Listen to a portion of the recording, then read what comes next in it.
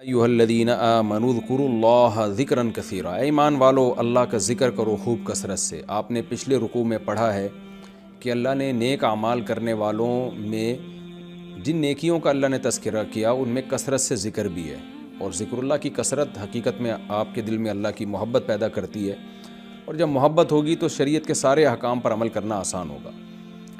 اور آگے اللہ نے اپنی نعمتوں کا بھی تذکرہ کیا کہ تم بھی اللہ کو یاد کرو کیونکہ اللہ بھی تمہیں یاد رکھتا ہے۔ اے ایمان والو کثرت سے اللہ کا ذکر کیا کرو، وَسَبِّحُوهُ، اور اس کی پاکی بیان کیا کرو، صبح بھی اور شام بھی، یعنی کثرت سے۔ صبح و شام جب ہم کہتے ہیں نا تو اس کا مطلب ہوتا ہے کثرت سے کوئی کام کرنا۔ اسی وجہ سے نبی صلی اللہ علیہ وسلم نے بھی تسبیحات بتائی ہیں، جتنے بھی امت کے علماء صلحاء ہیں وہ اللہ کا ذکر بہت کثرت سے کرتے ہیں۔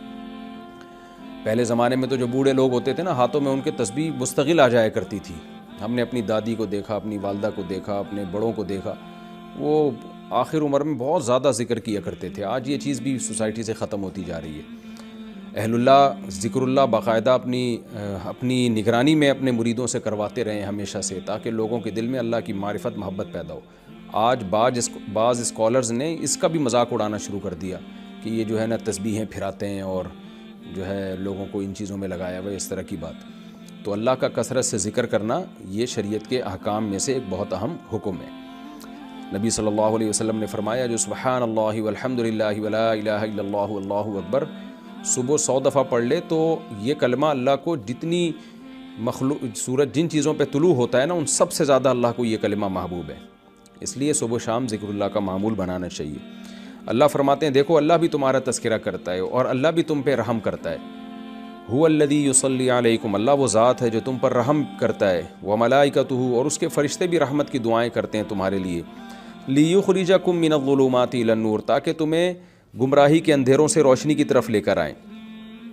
سورہ آل عمران میں ہے نا اللہ ولی الذین آمنوا یخرجہم من الظلمات الی النور، اللہ ایمان والوں کا ولی ہے جو گمراہی کے اندھیروں سے روشنی کی طرف لاتا ہے۔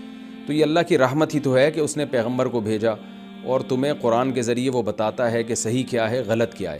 تو اللہ تم پہ رحم بھی کرتا ہے اور فرشتوں کو بھی اللہ نے اس کام پہ لگا دیا کہ تمہارے لیے رحم کی دعائیں کریں، اور پھر ساتھ ساتھ اللہ رحم کی ایک بڑی صورت یہ ہے کہ تمہیں بتاتا ہے کہ صحیح کیا ہے غلط کیا ہے، گمراہی کے اندھیروں سے نکال کے ہدایت کے روشنیوں کی طرف لے کر آتا ہے۔ وَكَانَ بِالْمُؤْمِنِينَ رَحِيمًا، اور ایمان والوں پر اللہ بہت رحم کرنے والا ہے، اس کی رحمت آخرت میں بھی ہے اور دنیا میں بھی ہے۔ دنیا کی رحمت تو اس نے بتا دی کہ تمہیں گمراہی سے نکال کے ہدایت کی روشنی کی طرف لاتا ہے۔ آخرت کی رحمت کیا ہے؟ تحیتہم یوم یلقونہ سلام، جس دن یہ لوگ اللہ سے ملاقات کریں گے تو ملاقات کا کلمہ سلام ہوگا، اللہ کی طرف سے ان پر سلامتی ہوگی، جیسے کہ سورہ یاسین میں ہے سلام قولا من رب الرحیم۔ وَأَعَدَّ لَهُمْ أَجْرًا كَرِيمًا، اور عمدہ رزق بھی اللہ نے ان کے لیے تیار کر کے رکھا ہے۔ پھر اللہ نے نبی صلی اللہ علیہ وسلم کی فضیلت بیان کی اگلی آیات میں، کیونکہ میں نے بتایا تھا نا اس صورت کے مقاصد میں سے ایک مقصد یہ بھی ہے کہ نبی صلی اللہ علیہ وسلم کو مختلف طریقوں سے جو تکلیفیں پہنچا رہے تھے، زبانی تکلیفیں، ان کا دفعیہ کیا ہے اللہ نے اس صورت میں۔ تو اللہ بتاتے ہیں کہ اے نبی ہم نے آپ کو اتنا اونچا مقام دیا ہے تو آپ ان لوگوں کی تکلیفوں کو اگنور کریں، نظر انداز کریں۔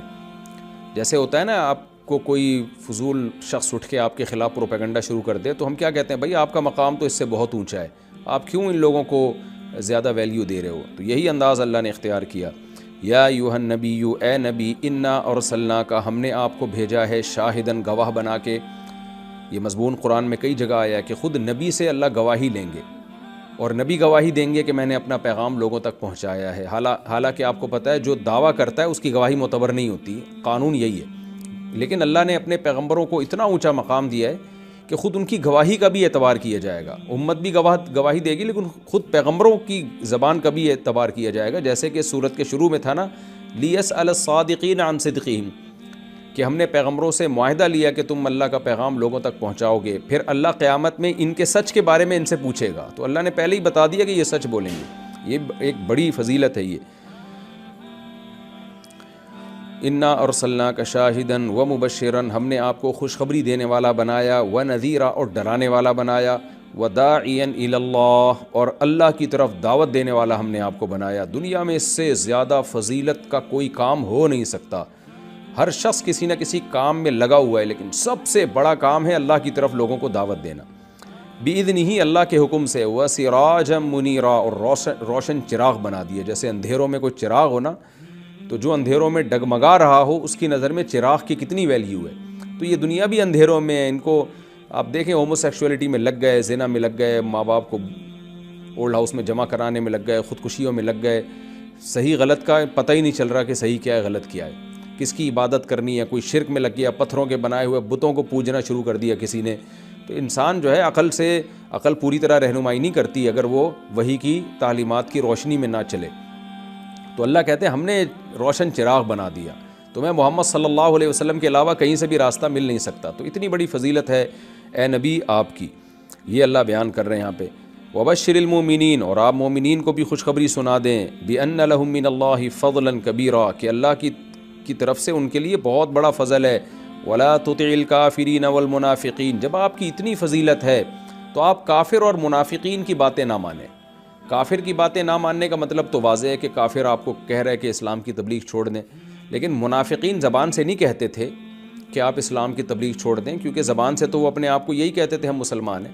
تو یہاں منافقین کی اطاعت نہ کرنے کا مطلب یہ ہے کہ آپ ان کی منشا کو فالو نہ کریں. منافقین چاہتے ہیں آپ کو تکلیفیں دیں تاکہ آپ اسی میں الجھ کے رہ جائیں اور دعوت اور تبلیغ کے کام کو چھوڑ دیں. تو اگر آپ نے چھوڑ دیا تو یہ تو منافقین کی چاہت پر عمل ہو جائے گا، تو وہ چاہتے ہی یہی ہیں. تو آپ ان کے پروپیگنڈے کو سے متاثر نہ ہوں. آگے فرمایا وَدَعْ أَذَاهُمْ، ان کی تکلیفوں کو ان پہ چھوڑ دیں، آپ اپنے کام میں لگے رہیں، اس سے متاثر نہ ہو، کیونکہ وہ چاہتے ہیں کہ آپ تکلیف میں جائیں اور تکلیف کی وجہ سے آپ اس کام میں پیچھے ہو جائیں دعوت کے کام میں. تو آپ نے منافقین کی بات نہیں ماننی. کیا مطلب؟ ان کی چاہت کو پورا نہیں کرنا. یہ مطلب ہے کہ آج بھی یہی ہے کہ کوئی شخص اگر دین کی دعوت میں ہو اور اوٹ پٹانگ قسم کے لوگ آ کے جو ہے ان کو اعتراضات شروع کر دیں، تو اگر آپ ان کے اعتراضات کے جواب میں پڑ گئے یا آپ نے ان کو دل پہ لینا شروع کر دیا تو جو پازیٹیو کام آپ کر رہے ہیں وہ نہیں کر پاتے. تو وہ چاہتے ہی یہی ہیں کہ علماء یہ سارے کاموں کو چھوڑ کر بس ہمارے اعتراضات کے جوابات میں لگے رہیں اور ہماری باتوں سے ہی تکلیف لیتے رہیں. تو وہ جو چاہتے ہیں نا، تو اگر آپ نے تکلیف لینا شروع کر دی تو ان کی چاہت پر عمل ہو جائے گا. وہ یہی چاہتے ہیں کہ آپ کو اس سے تکلیف ہو. اس کی مثال ایسے جیسے کوئی شخص آپ کو تنگ کر رہا ہو، چھیڑ رہا ہو اور آپ اس سے تنگ ہو رہے ہو، تو ہم کیا کہہ رہے ہیں، یار تم تو وہی کر رہے ہو جو یہ چاہتا ہے، تو تم تنگ ہونا چھوڑ دو تو یہ مایوس ہو جائے گا تم سے. وَتَوَکَّلْ عَلَى اللَّهِ، اور ایک اور طریقہ کہ اپنی دعوت پر جمے رہنے کا وہی کیا ہے کہ اللہ پر توکل کریں. وَكَفَى بِاللَّهِ وَكِيلًا، اللہ بہترین کارساز ہے. وہ ان منافقین کے پروپیگنڈے کو پنپنے